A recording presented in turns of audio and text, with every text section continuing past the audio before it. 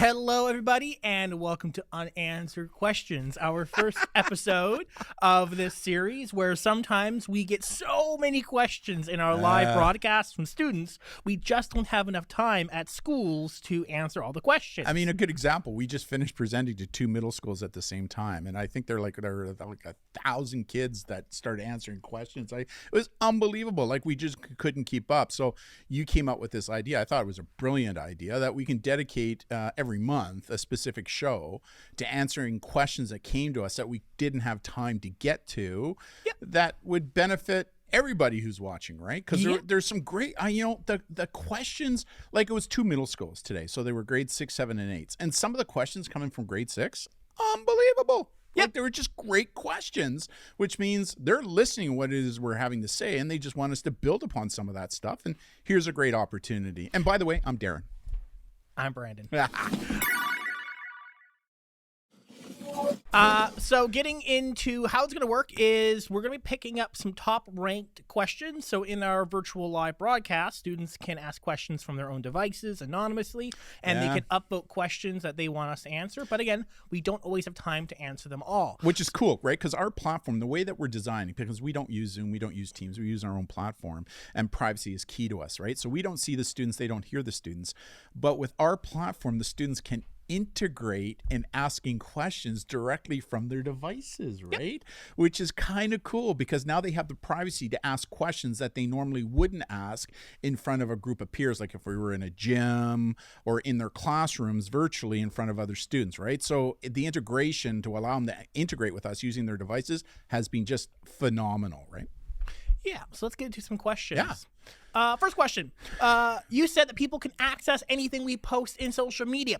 What about our texts on our phones? You can answer that one. Yeah, so yes and no. So your texts are then sent and managed and processed from your internet service provider, your cell phone carrier. So, for example, can the cell phone carrier see your text messages? Well, in that sense, yes.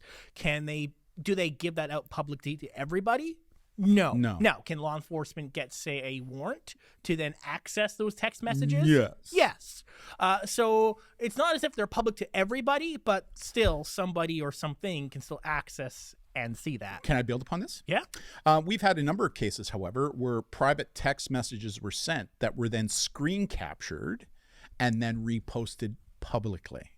That's another way, right? Yeah. That a private text that you're sending via phone or text messaging, maybe who you think is a friend, who turns out to be a frenemy, who then screen captures it and posts it publicly. So this is why we recommend that before you hit that send button, no matter what your privacy is, no matter what your platform, understand that as soon as you hit that send button, that what you're posting can become public, permanent, searchable, exploitable, copyable, and often for sale. Yep. Do VPNs help from being attacked? The answer is yeah, to a degree. I mean, they encrypt your connection. So if you're on a public Wi-Fi network or you're on a shared network, it makes your internet traffic more hidden to other people on that network. Doesn't mean you can still get viruses. You can still download things that can infect your computer, but at least it does help, and it is one of the best options to further increase your security. Yeah, and we say stay away from free VPNs. Look for a premium VPN. The one that we recommend is PIA, Private Internet Access, $75, 2-year subscription. That's what we want you to think about. How does authorities track people who DDoS? I have been DDoSed many times before and nearly had my Wi-Fi router destroyed. Well, I mean, DDoSing, it depends on the DDoS. It depends if they're using further encryption strategies to hide what they are doing. I'll be honest, can all DDoSers be caught? Maybe, maybe not. It depends on what you're using, but there are things you can do yourself to help improve to prevent being DDoS by having specialized security routers like Griffin or like the Bitdefender router, routers that make it harder for people to identify your IP address and your other information on where you're connecting to the internet from. And there have been a number of teens here in Canada and the United States who've been arrested, charged, and convicted for DDoSing or swatting or doxing as well. So yeah. It can happen. Yeah, can happen. But it depends on the investigative techniques and how the DDoS happens. Absolutely. I use Brave, which is a browser, and it also blocks all advertisements. Does Brave still track my information? The answer is no, they don't, right? That's one of the benefits of Brave. Their model in order to make money is quite a bit different. So they don't sell anything you're doing on the Brave browser. They're not tracking it like Google is a good example, and selling that information to third parties who want to sell you stuff.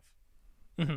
Now, if you go to a website that has trackers inside of that website you visit, they can still grab some information about you, although Brave does work towards mitigating that, but doesn't mean you're completely anonymous. No, but it makes you less viewable. Precisely. Yeah. What is the best VPN? Well, I mean... We're a little partial. We use one that's called Private Internet Access, or PIA, and it's about $75 for a 2-year subscription, and you can download it up to 10 devices in your home. So that's the one that we recommend. A lot of in our industry use that one as a VPN, but a lot of the premium VPNs, the ones that you're going to pay for, are pretty good. We just like PIA, Private Internet Access. What is a gray hat hacker? Well, I guess in the internet world, you got, people who use the darkness and the shadows to do and hide bad things. White hatters shine a light in that area. Gray hatters is a term to kind of talk about people who, although they might be following the law, ethically, they're doing questionable things. So the question is, are gray hat white hats? Well, not really, because if you are knowingly doing something that is aggressive, that is unethical, that's problematic. So that's what a gray hat hacker is. Yeah, I think gray hat hackers, they also operate in the black. So what they're doing is probably problematic and sometimes even criminal.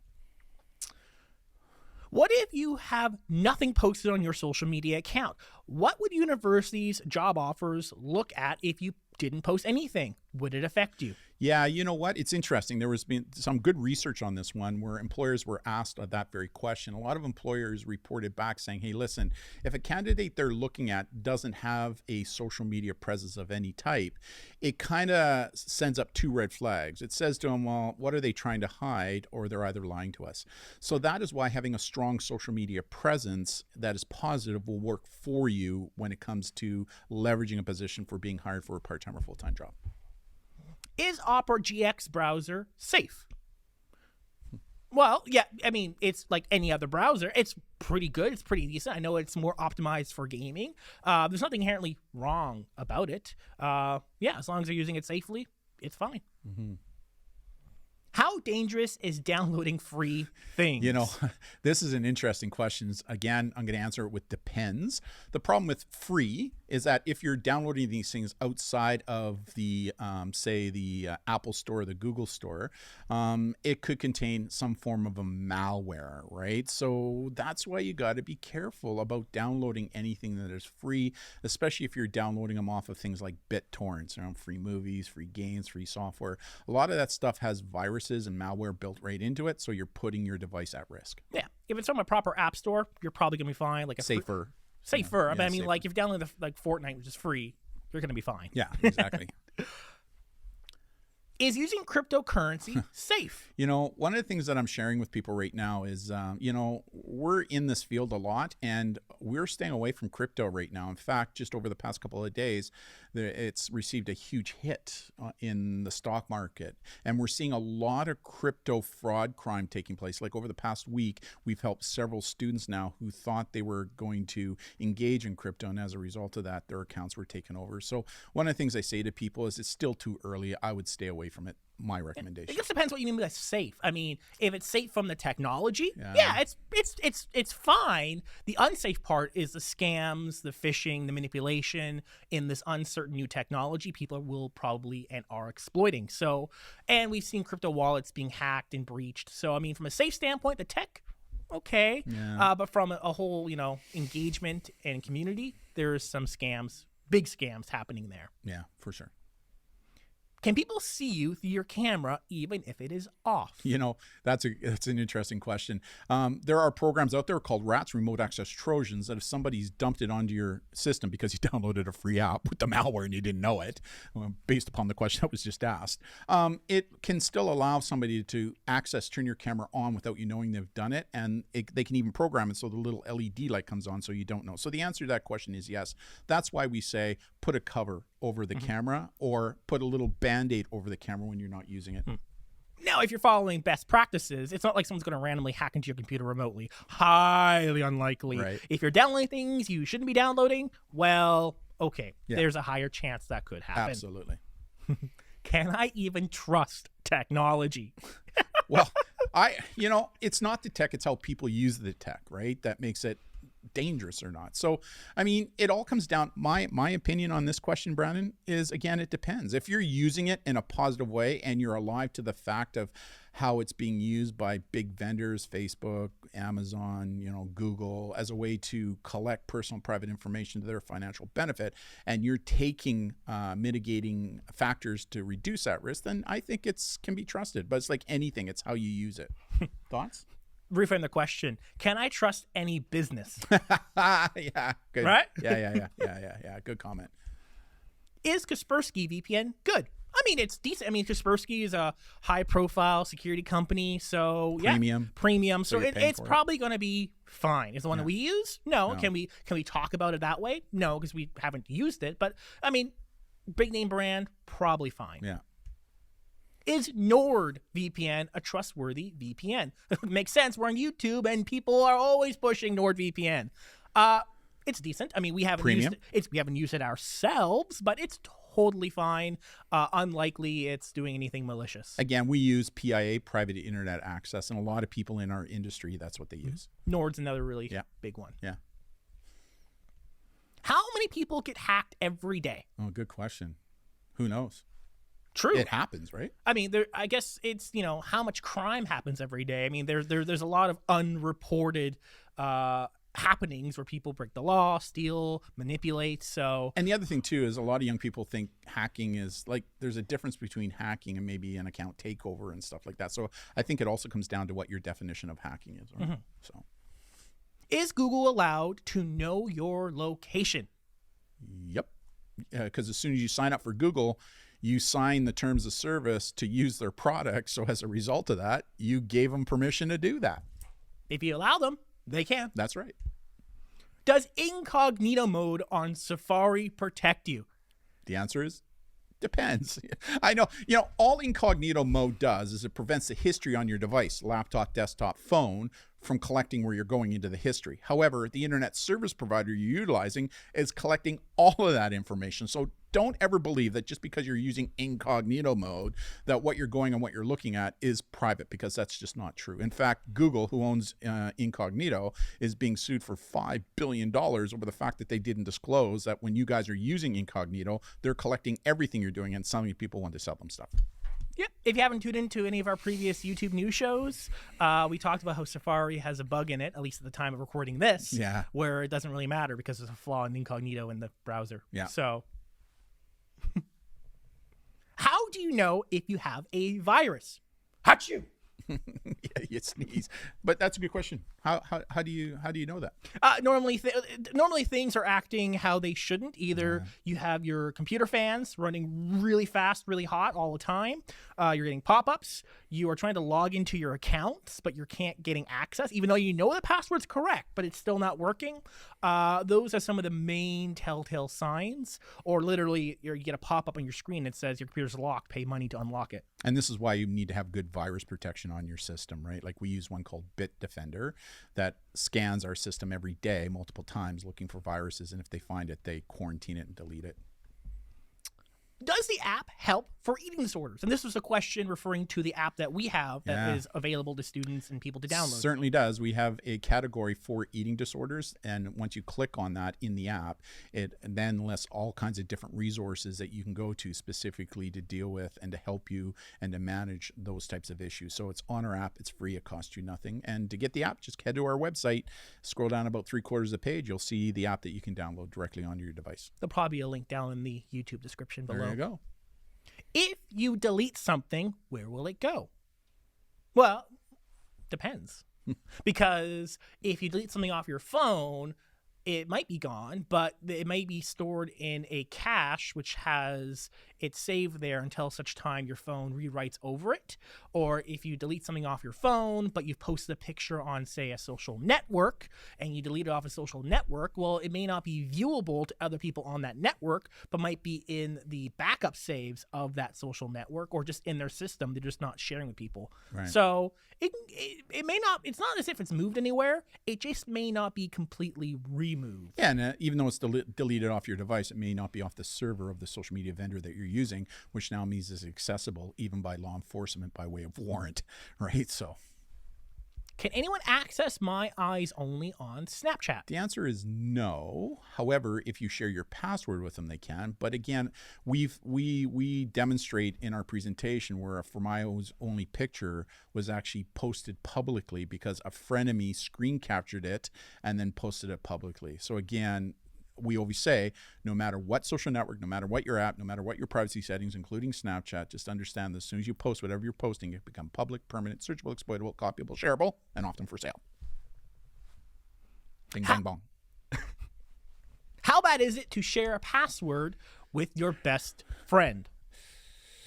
Don't do it, because your friend today can be your friend of me tomorrow, right? Like if we had a nickel for every time we helped teens and adults over the fact that they shared their passwords with their best friend or their partner, and then all of a sudden there was a breakup in that relationship, and now the partner has your password and go in and say horrible, like we'd be rich. So again, we say just don't do it. Can TikTok legally post our private videos? Well, I mean, if you choose to upload that private video, it's not as if TikTok goes through your phone and posts everything in your phone. You choose what to upload that it posts. Yeah. So legally, if you choose to allow it, then yeah, they can do it. Do you collect information using the Whitehatter app? Well, we collect all the basic information that we need to in terms of what an app does. I mean, it's not as if we know who you are or your name or anything. But when you download an app off an app store, Apple has information it gathers about you. The app developers get some information about you. I mean, there's no such thing as an app that will never collect anything about you, because in order to download and communicate, some information does need to be shared. Doesn't mean that we are marketing with that or that we ourselves are selling that. No. Yeah, that's what I was just going to say. We personally are not collecting and selling any personal information by anybody who uses our app. We just don't do that. Do you have a Discord server? Not at this point. I mean, I am part of Discord. It's not as if we have a white hat Discord server. I mean, we're on so many social networks. We certainly wouldn't be able to moderate and work with. It's a great idea. I think you're a moderator on a couple of them, aren't you? Oh yeah, definitely. In my free time, definitely. Yeah. Free time. What's that? Exactly. But I mean, yeah, I think it's a great idea. I think we will need some more infrastructure to do that, but we don't have one at this point in time. No, but Discord servers are cool, especially if they're private servers and you're only allowing friends to be in there, right? So, is there a way to tell if your phone or device is being hacked? Sometimes what you'll see is the, especially on the iPhones, you'll see a little button appear up in the upper right-hand corner to let you know that your mic is on or your camera's on when you didn't turn it on is a good one. Maybe your phone is glitching on you. I can say that iPhone's pretty secure against this kind of stuff. Android's not so much, but again, you can get virus protection to put on some. Bitdefender is a good example. They have antivirus for Android devices. Mm-hmm. So. Can the host of a Wi-Fi that I'm using see my history or activity? Well, depends. It depends on what you are doing. Some of your activity online is encrypted in that the messages that you are sending, they can't necessarily see. They may be able to see where you're going, how long you spend there, that kind of stuff, but it's not as if they can see all the messages. Now, if you use most major social networks have encryption in place, but if you're using email is not encrypted or a social or online forums that aren't really encrypted that way, it depends. Now, outside attackers can hijack that and see more information, but generally Wi-Fi hosts can see some activity. Not everything, but definitely some activity. Some great questions, eh? What apps are the worst for getting anonymous texts? Remember, it's not the app, it's how people use the app that make it dangerous. But there's no doubt that apps that advertise themselves to be anonymous in nature, so a good example, Kik, which is Canadian owned, can be extremely problematic because it's promoted to be anonymous. And as a result of that, we see a lot of sexual predation that does take place on that specific app. How strong is the delete button? Although it may delete off your device, it does not necessarily mean that what you posted is going to be deleted off the server of the social media vendor or game vendor that you're using. So just because you hit the delete button, never ever believe that it's deleted and it may not become public. These little asterisks. Delete from public view. Exactly. What should I do if someone will not leave me alone online? Report it immediately. Like a lot of social media sites have great reporting functions, and most of them, especially over the past year, have taken more of an active role in dealing with stuff that is taking place on the networks that are in clear violations of their terms of service or criminal in nature. So, reporting it to the social media vendor platform you're on is important. Number two, if it's somebody who you know, love, or trust who's doing it, then reporting it to a trusted adult, whoever that may be, mom, dad, teacher, uncle, counselor, police officer, whoever it is, I think is really important. Is it dangerous to use public Wi-Fi like I use McDonald's Wi-Fi? Can a hacker get my info from using that?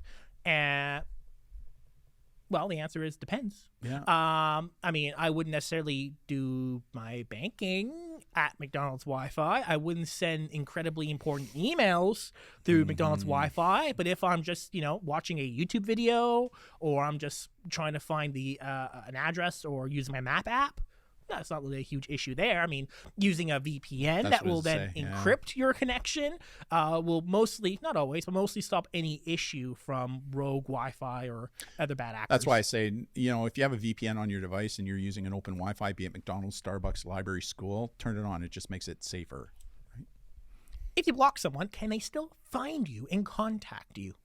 The answer is yes, they can. There's a variety of different techniques that can be used that once they started to communicate with you, if you didn't take proper precaution to protect yourself, like a VPN to change your location, it makes it easier for people to locate you. So there were a number of teens that we've now helped throughout the years who were communicating with people, and those people had ill intent, and were able to track those teens to a specific location where they were living. So the answer is yes, you got to be careful.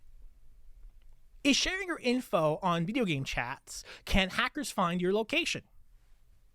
Depends what you're sharing.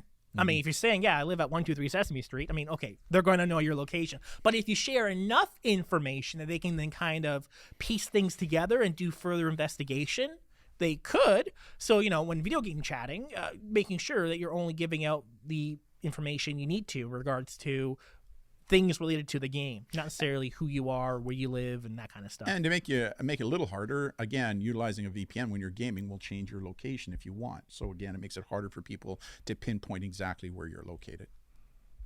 Does YouTube Premium actually block ads? The answer is yeah, it does. YouTube will not, because we're on YouTube, YouTube will not show you ads. It's like a Netflix subscription, but on YouTube. But just remember, who owns YouTube? Google. Google owns YouTube. So that means when you're using YouTube, Google is collecting what it is that you're doing on their platform.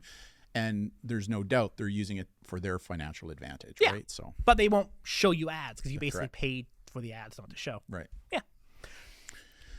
When you delete your search history, where does all that stuff go you searched up? Well, depends on where the data is saved. Usually your online history is saved in two places, locally on your device and also in the cloud website that you're using. Most websites and online apps have their own copy of who connected, what they did, what they said. So though you delete your web history off your device, does not mean you delete the web history off the website you are using. And also, it's important to remember that although you delete the history off your device, law enforcement has techniques that they can still often recover that history because it's stored elsewhere on the device as well. So just because you delete your history off your device, never ever believe that people can't figure it out. Again, law enforcement, by way of warrant, if they get your device, a lot of times, even if you deleted your history, they're going to find out where you're going, what you're doing, what you're clicking. you block a scammer? Do they know that you blocked them, and then do they sell your number as an active number? Well, the answer is maybe, right? Like, if you block them, they no longer have contact with you. But again, once they get a cell phone number, they can put it out there. It can be used by bots, right? Maybe, Brandon, you can describe what a bot is and flood the internet. And that means that you're now going to get more spam coming into your device, right?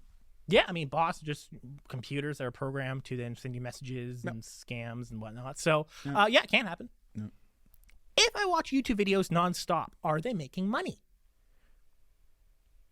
The answer is yeah. If the YouTube creator who made the video, they can be if they've enabled and partnered with YouTube to make money from that. Does YouTube make money from that? Your history of what you watch? YouTube does, and so also the creator might also as well. Mm-hmm. If someone does track you down, what do you do? Depends upon the situation, right? If it's a friend, not a big deal. But if other than that, notify your parents and or the police immediately, right? Like, that's just creepy, right? So notify, especially if you're concerned about your safety, right, and security. Notify an adult, notify the police immediately would be my recommendation. Rare that happens anyways, but can happen, so things to keep in mind. When TikTok bans your account, can they still access it? Typically, yeah. I mean, even though TikTok may ban your account, does not mean it's deleted from their system. They still might, especially if it's a ban because of a legal issue or something like that, they'll probably have it in storage to be used in case they are submitted to provide that to law enforcement or courts or things like that, or their own investigations. So although no one else can see it, they still have control and info about that account. Great questions. Is Among Us a bad app? No, it's not a bad app. No. Again, it's not the app, it's not the game, it's not the social network. It's how people use the app, the game, or social network that makes it bad. In Among Us, could bad people try and say and do bad things? Absolutely, especially if you're using an open Among Us game, right? But again, it's not the game, it's not the app, it's not the social network. It's how people use it that make it good or bad. Nothing inherently wrong with Among Us. No. When was the Whitehatter founded? We've been around now for 28 years, but specifically to internet safety and security and what it is that we talk about right now, we've kind of been doing it for about 10 years now and really, really focused in on it probably over the past 8. So, yeah. Is YouTube a more dangerous app or website? Not inherently. No. Nope. No. How big of an area can you track at the same time? And I believe they're referring to geofencing. Yeah, geofencing, you can make it huge. That's why when you're using it, say from an investigative standpoint like we do, we like to narrow it in on a specific location where we have interest, whatever that interest may be it a school, be it a business, be it a home. We can zero in to pinpoint within meters, and we can actually zoom out to kilometers. But the wider the geofence, the more information you're getting, which is sometimes hard to filter through. Can people track me even if I do not have social media? Well, it makes it harder, right? I know they're hard to find nowadays, but they have these things called phone books, right? Like, kind of thing. So, yeah, I mean, but it's definitely harder, right? Definitely harder. What are the chances of getting hacked on Instagram? Again, I think it comes down to what your definition of hacked is. So, Brandon, can you kind of maybe talk about different types of hacks? Right. There's two kind of hacks. You got your coding hack, where a hacker externally breaks into Instagram and hacks into it and steals things from it or breaks it. Highly unlikely. Instagram, which is owned by Facebook, which is Meta, which is Meta. highly secure. Huge teams of security people in charge of protecting it. The other kind of hack is someone scams you and they get your password and they log in as you and they mess with your stuff.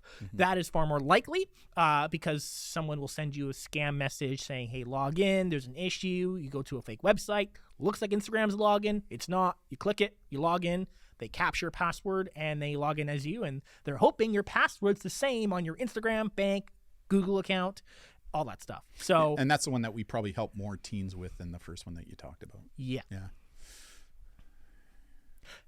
Are there any other ways you can get in trouble with the law based on using tech? Yeah, the law in Canada is caught up. There's a variety of different sections of the criminal code that can apply. At the top of my head, I think there's about 13 different sections under the criminal code that could apply if you're using tech in an inappropriate way that you can be held criminally for. But not only can you be held criminally responsible, but in today's world, you can actually be sued. You can be held civilly liable as well. Yeah, I mean, and any law that applies to what you can and cannot say to someone face-to-face typically also applies online as well. So although a law may not say has to be online, if it's another person, it still applies. Having said that, there are now new laws in the criminal code that are specific to digital, right, to the online world as well. Can I get caught with what I say in a Discord call? Yeah, definitely.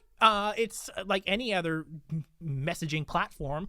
There's obviously records of how long you connected, although Discord won't have a record of what you necessarily say, per se. But if someone you're calling with is recording you and they take what you say and they post it publicly on the internet and say, you said this, well, then, yeah, you could be. And as well, Discord is collecting metadata, time, date, location, IP, device.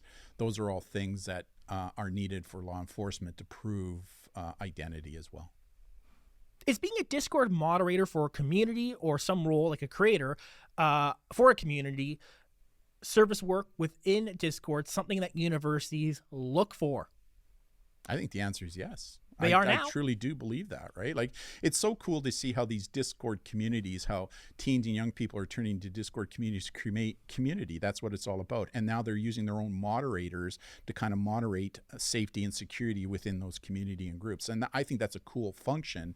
And as a result of that, I think it would be really cool to mention in your digital resume, right? Yeah, I'm a part of some Discord communities where moderators who are leaders in those communities is a leadership position, which businesses and employers and community groups are looking for. So it depends on what you have to articulate what your role is as a moderator. If you just say I'm a moderator and you don't do anything with it. and some employers may go, what's Discord? I've seen people who are looking for jobs and they have more of a tech background. Yeah. They say community management. Yeah. Yeah. That's the word that employers go, oh, okay. Yeah. Discord. But community manager, that's a good term to use. What are those two screens there? They're talking about the two 70-inch screens that we have in front of us. They're used to host and manage our live events.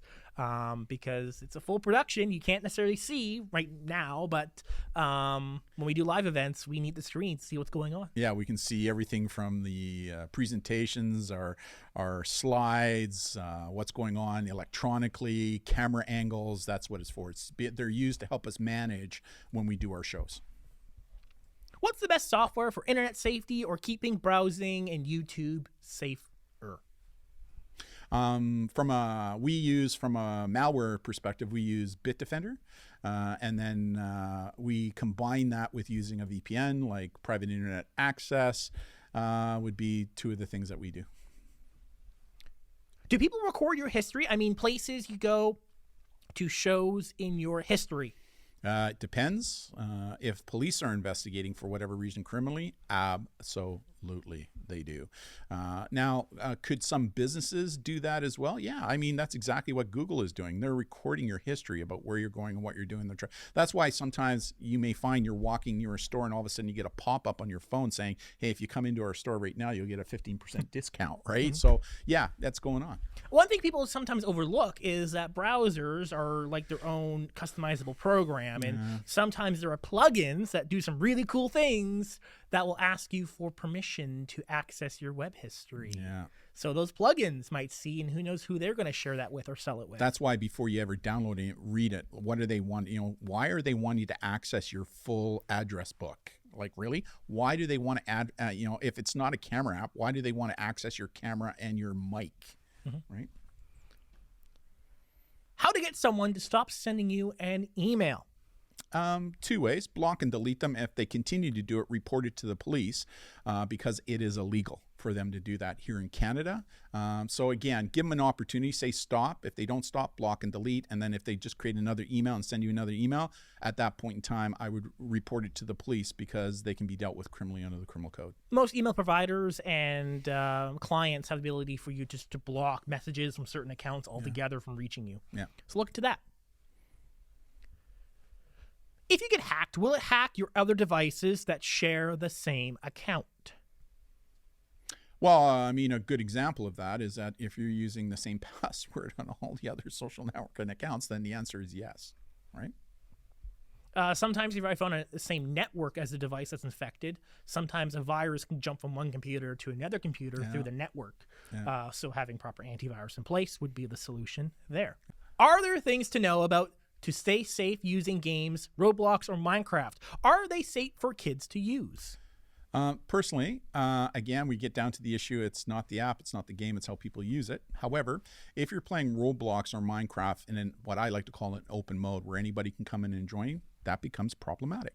That's why creating your own Minecraft server is a really good example, or a Roblox server where you're controlling who comes in to play with you and your friends is more desirable. Now, there's a little bit of money to do that. It's not expensive. And for people who are interested, connect with us. I'll send you a link on how to do that.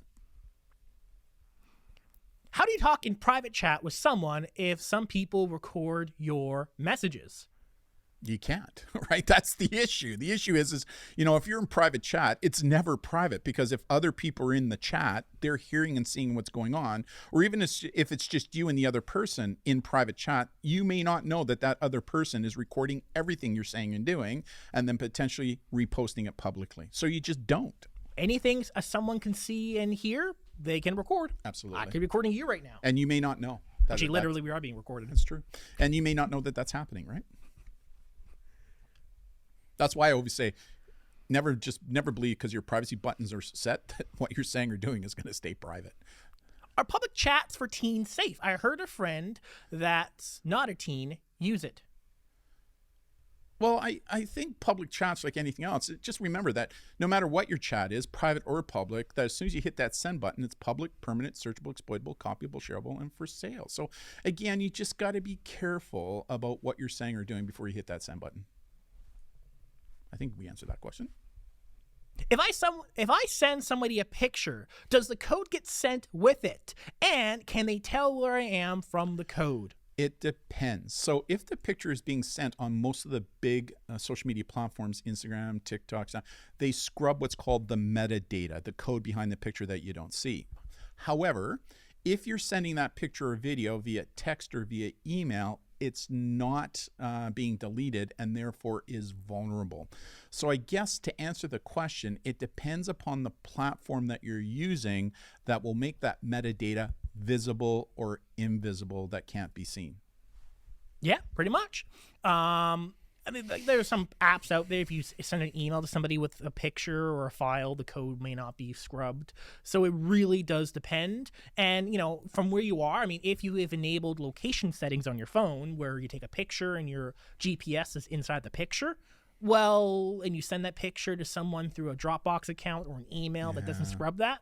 So it depends on how you're sending them. Most major social networks, even if you have location data in the picture, scrub it. It will be deleted. But depends on what you're using.